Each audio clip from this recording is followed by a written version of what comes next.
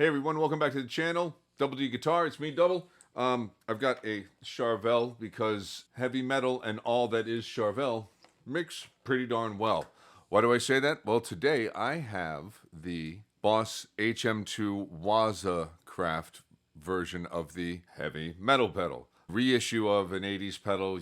I'm not going to talk about it. I'm just going to kind of get through some sounds and some settings.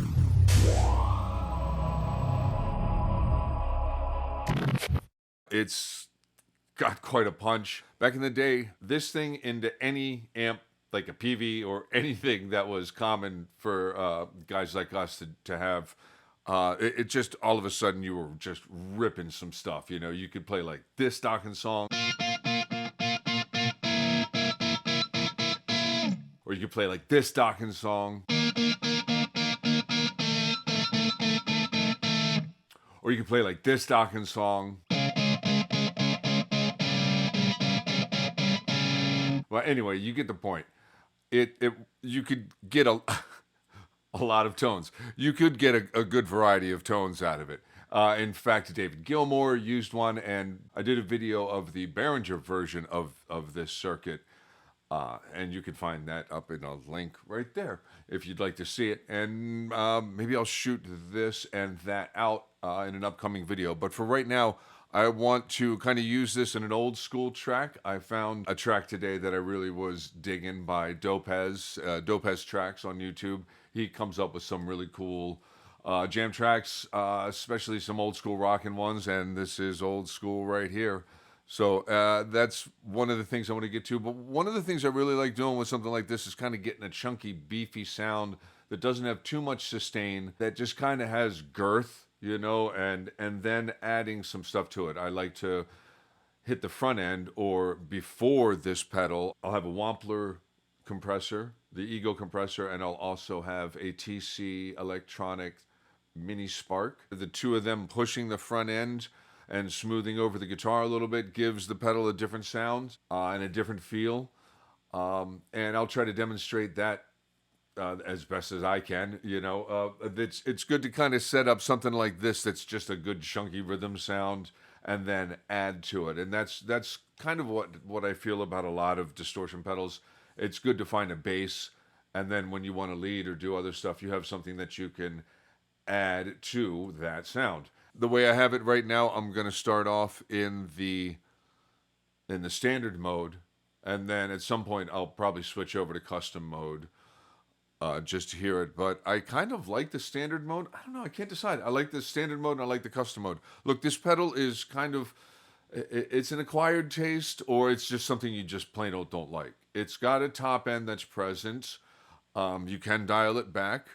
I tend to kind of like this kind of a thing going on the pedal, kind of getting the top end at around 10 or so, maybe between 10 or 11, and then backing off some of that low end, and then adjusting the gain to taste.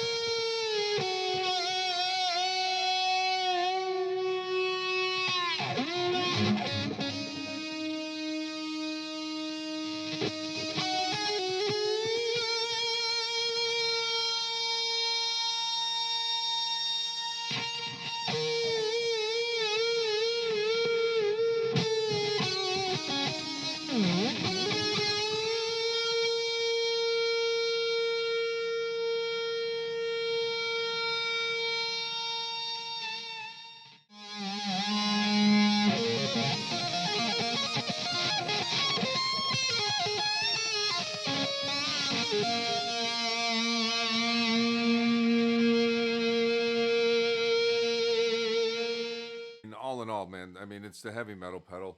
I saw somebody say that that this version was too bassy. I mean, it's bass. It's thick. Yeah, it's thick. It's definitely thick.